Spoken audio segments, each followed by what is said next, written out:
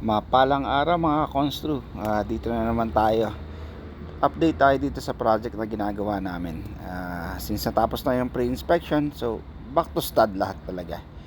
So maraming concern doon sa inspector, pero unahin natin ang insulation.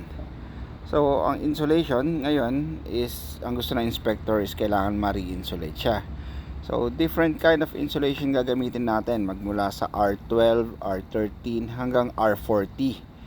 So depende yan kung saan nyo gagamitin. Hindi basta insulation, ilalagay nyo lang sa wall, ilalagay nyo lang sa attic. Tulad na itong attic na to.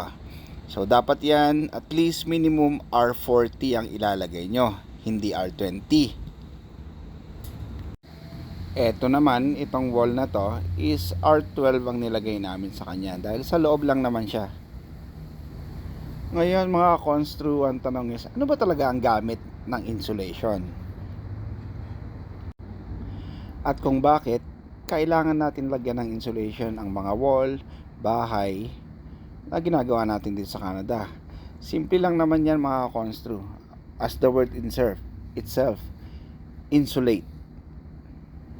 Na tipong yung init sa loob hindi lalabas at yung lamig naman sa labas hindi papasok. Ayan mga konstru, sana nakakuha kayo ng konting kaalaman. Kung may gusto lang kayong tanungin, message lang po kayo at sasagutin natin sa abot ng makakaya. So hanggang sa muli tatalakayin naman natin is yung firewall naman na concern ng inspector. So hanggang sa muli at mapalang araw sa inyong lahat.